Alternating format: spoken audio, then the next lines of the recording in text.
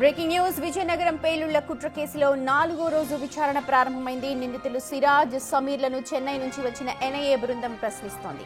గత 3 రోజుల విచారణలో నిందితులు పెద్దగా సహకరించలేదు అని సమాచారం. స్లీపర్ సెల్స్ ఎక్కడెక్కడ ఉన్నాయి, కుట్ర వెనక అసలు సూత్రధారులు ఎవరు అనే కోణంలో విచారణ జరపనున్నారు. మరోసారి నిందితుల బ్యాంక్ అకౌంట్లను కూడా పరిశీలించబోతూ ఉన్నారు.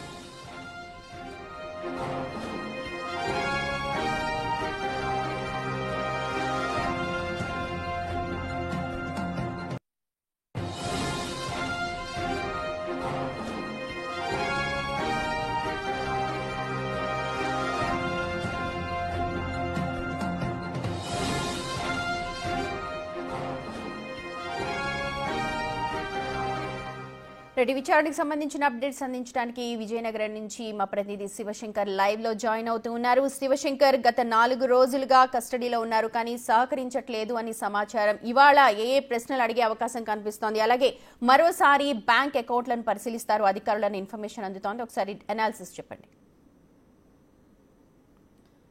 సుమతి, గత 3 రోజులు జరిగినటువంటి విచారణలో పెద్దగా కీలకమైనటువంటి అంశాలు పెద్దగా బయటికి రాలేదనే విషయం అయితే చాలా స్పష్టంగా తెలుస్తోంది. కేవలం ఓ విశాఖ చెందిన రిటైర్డ్ అధికారి మాత్రమే సిరాజ్కి టచ్లో ఉన్నాడు అనే విషయాన్ని తప్ప అంతకు మించినటువంటి కీలక సమాచారం అయితే పెద్దగా బయటికి రాలేదని చెప్పుకోవచ్చు. అయితే ఈరోజు 4వ రోజు విచారణ అయితే ఇప్పటికే ప్రారంభమైంది. చెన్నై నుంచి వచ్చినటువంటి ఎన్ఐఏ అధికారుల బృందం ఇటు సిరాజ్ అటు సమీర్లు కూడా విచారించే అవకాశం చాలా స్పష్టంగా తెలుస్తోంది. ముఖ్యంగా మనం చూసుకుంటే స్లీపర్ సెల్స్ ఎక్కడెక్కడ ఉన్నారు, ఎందుకంటే ఇప్పటికే వీళ్ళు దేశంలో 7 ప్రాంతాల్లో రెక్కీ నిర్వహించిన పరిస్థితి అయితే ఉంది. అయితే 7 ప్రాంతాల్లో రెక్కీ నిర్వహించడానికి స్లీపర్ సెల్స్ ఎవరైతే వీళ్ళకి సపోర్ట్ చేశారు, ఎందుకంటే ఏ ప్రాంతాల్లో పేలు నిర్వహించాలనుకున్నారు, ముఖ్యంగా అక్కడ రద్దీ ప్రాంతాలు ఏంటి, ఏ ప్రాంతాలను వీళ్ళు గుర్తించారు, ఈ గుర్తించడానికి అక్కడ ఉన్నటువంటి ఎవరు వీళ్ళకి సపోర్ట్ చేశారో ఆ స్లీపర్ సెల్స్ ఎవరు అనే దానిపై కీలకంగా విచారించే అవకాశం చాలా స్పష్టంగా కనిపిస్తోంది. మరోవైపు మనం చూసుకుంటే గుల్బర్గాకు చెందినటువంటి వ్యక్తి సిరాజ్కి చాలా ఎక్కువగా సపోర్ట్ చేశాడు ఉగ్రవాద భావజాలానికి. సమీర్ తర్వాత గుల్బర్గాకు చెందిన ఓ వ్యక్తి అటు సిరాజ్కి చాలా ఎక్కువగా సహకరించాడు. ఉగ్రవాదానికి శిక్షణకి సంబంధించి కూడా ఆయన సపోర్ట్ చేశాడు. అటు ఉత్తరప్రదేశ్ కావచ్చు, మహారాష్ట్ర, కర్ణాటకలో జరిగినటువంటి ఉగ్రవాద శిక్షణకు సంబంధించి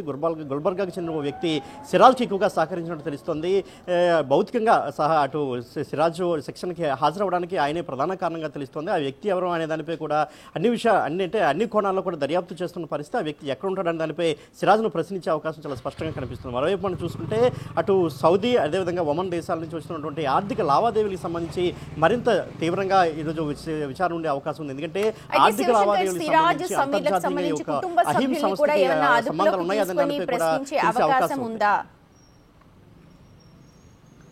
ప్రస్తుతానికైతే కుటుంబ సభ్యులను ఎవరిని కూడా అదుపులోకి తీసుకునే పరిస్థితి కనిపించలేదు. ఎందుకంటే సిరాజ్ తండ్రి అజీజుర్ రెహమాన్ కావచ్చు, అదేవిధంగా సిరాజ్ అన్న ఆసిఫుర్ రెహమాన్, వీళ్ళిద్దరూ కూడా అటు ఎస్టీఎఫ్ కానిస్టేబుల్, ఏఎస్ఐగా పనిచేస్తున్నప్పటికీ వాళ్ళిద్దరూ కూడా ఆఫీసుల్లోనే ప్రస్తుతానికైతే వారి ఉద్యోగాన్ని వారు చేస్తున్న పరిస్థితి ఉంది. వారిద్దరిని కూడా ఎట్టి పరిస్థితుల్లో కూడా ప్రస్తుతానికి ఎలాంటి విచారణ అంటే గతంలో అటు సిరాజ్ తండ్రి అజీజుర్ రెహమాన్ మాత్రం అటు ఆధార్ కార్డు అంటే పాన్ కార్డులు తీసుకుని రమ్మని చెప్పి సుమారు 2 రోజుల పాటు విచారణ చేశారు తప్ప ప్రత్యేకించి ఎన్ఐఏ అధికారుల బృందం వారిని విచారించలేదని చెప్పుకోవచ్చు. ముఖ్యంగా ఆర్థిక లావాదేవీలకు సంబంధించి వారిని అయితే విచారించారు వాళ్ళిద్దరిని కూడా. మరోవైపు మనం చూసుకుంటే కుటుంబ సభ్యుల యొక్క అంటే మొత్తం వాళ్ళని విచారించి కొంత డేటాను అయితే కుటుంబ సభ్యులు ఇంటికి వెళ్ళి కొంత డేటాను నమోదు చేసుకున్నారు. ఇప్పటికే కాల్ రికార్డు కూడా చేసుకున్నట్టు మనకు తెలుస్తుంది, వీడియో రికార్డింగ్ కూడా చేసినట్టు తెలుస్తోంది.